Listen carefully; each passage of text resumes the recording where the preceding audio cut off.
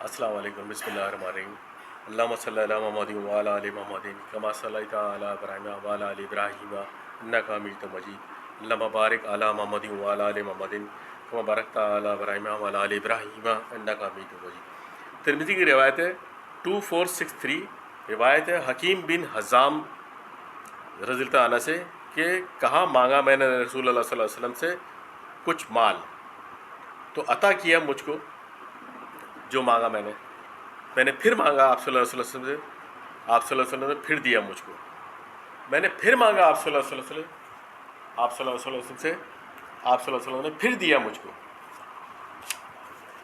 پھر آپ صلی اللہ علیہ وسلم نے فرمایا اے حکیم، یہ مال ہرا ہرا میٹھا میٹھا ہے، پھر جس نے لیا اسے خوش دلی سے، سخاوت کے لیے،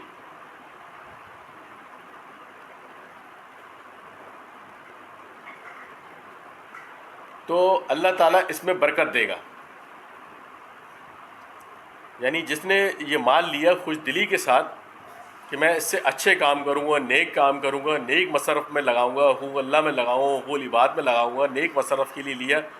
تو اللہ تعالیٰ اس کے اندر برکت دے دے گا۔ اور اگر آپ نے لیا اس مال کو، آگے اسی میں کہہ رہے ہیں کہ اور جس نے لیا اس مال کو حرص بن کے، حرص ختم نہیں ہو رہی، بار بار لیے جا رہے ہیں، بار بار لیے جا رہے ہیں، بار بار اور آ جائے اور آ جائے اور آ جائے، یعنی حرص ختم نہیں ہو رہی، تو اس پہ برکت نہیں ہوگی۔ اس کی مثال ایسی ہوگی جیسے کھائے کوئی شخص اور پیٹ نہ بھرے اس کا، اور کہا کہ جیسے کہ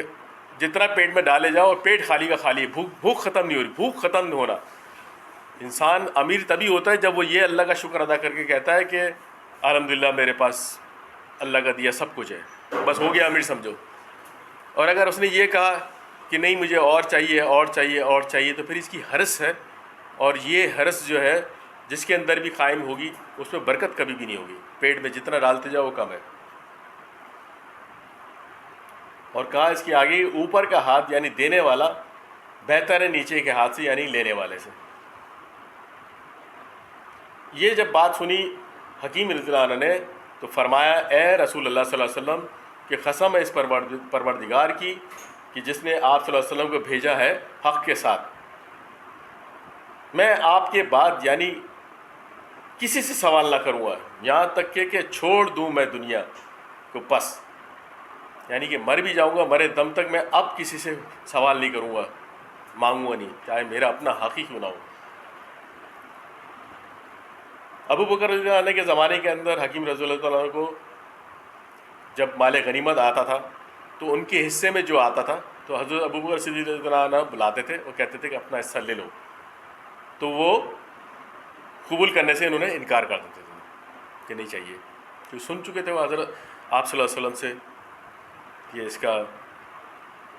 انجام کیا ہے۔ پھر اسی طرح عمر رضی اللہ عنہ کا دور آیا تو انہوں نے بھی اسی طرح جب ان کا حق آیا مالی غنیمت میں سے تو انہوں نے دینے کے لیے بلایا تو ان کو بھی حکیم رضی اللہ عنہ نے منع کر دیا۔ پھر عمر رضی اللہ عنہ نے کہا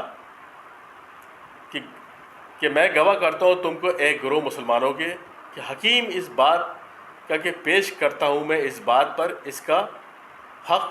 مال غنیمت سے کہ میں اس کو دیتا ہوں اور وہ انکار کرتا ہے اس کے لینے سے، کہ جب تک بھی وہ زندہ رہے حکیم رضی اللہ عنہ نے، وہ ان کے حصے کا حق کا مال بھی آتا تھا مالی غنیمت میں سے تو وہ نہیں لیتے تھے۔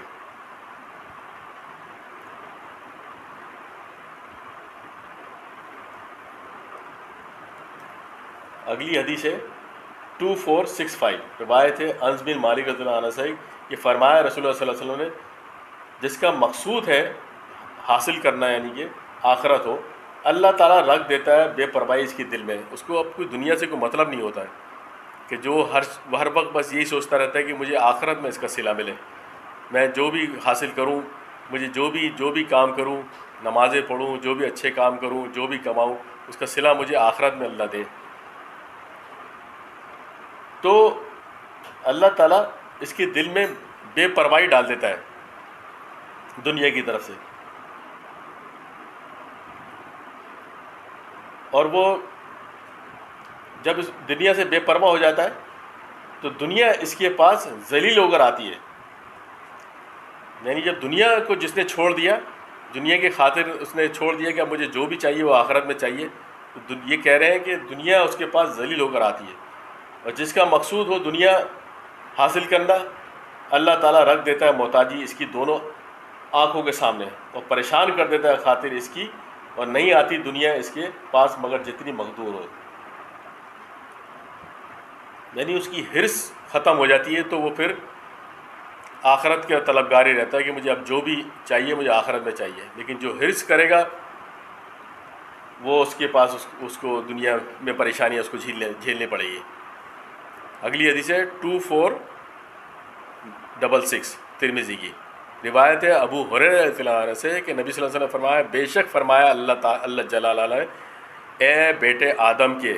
مشغول رہ تو میری عبادت میں. اس بات میں ہمیں بہت بڑا سبق ملتا ہے کہ اللہ تعالیٰ نے اتنی کھل کے ایک بات بیان کر دی کہ اے آدم کے بیٹے، مشغول رہ تو میری عبادت میں، بھر دوں گا میں تیرا سینہ غنا سے، یعنی کہ اور دور رکھوں گا تجھ سے محتاجی کو.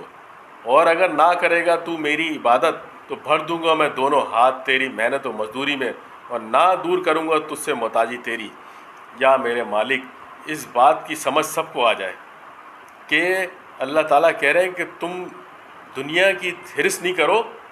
اور میری عبادت کرو. میں جیسے نے کہا ہے، میں نے کم سے کم فرائض تو پورے کر لو، میری عبادت کرو. تمام آپ نے نیک کام کرنے. اسی طرح تو اللہ تعالیٰ نے اس بات کی کہہ رہے ہیں کہ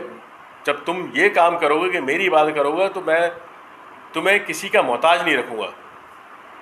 اور اگر تم میری عبادت نہیں کرو گے، یعنی اس میں نماز وغیرہ کا بھی کتنا کھلا ذکر ہے کہ نماز کی کتنی بڑی اہمیت ہے. دن رات آپ اپنے کاروبار کے چکر میں نمازیں چھوڑتے رہتے ہیں، روزے چھوڑتے رہتے ہیں کہ آج بہت گرمی ہے روزہ نہیں رکھا جا رہا، آج بہت گرمی ہے آج نماز نہیں پڑھی جا رہی، آج بہت گرمی ہے عبادت نہیں کی جا رہی، آج بہت مسئلے مسائل، آج میں بیمار ہوں، آج میرے ساتھ یہ مسئلے، آج وہ مسئلے. عبادات کو آدمی سب سے پہلے چھوڑتا ہے، جبکہ اللہ تعالیٰ کہہ رہے ہیں کہ عبادت ہی تو سب سے پہلے پکڑنی ہے. جب آپ عبادت پکڑیں گے تو اللہ تعالیٰ آپ کی طرف سے آپ کی محتاجی ختم کر دے گا، اور دنیا کے سامنے آپ کو ہاتھ پھیلانے کی ضرورت ہی نہیں پڑے گی جب آپ اللہ کی رسی کو پکڑیں گے تو.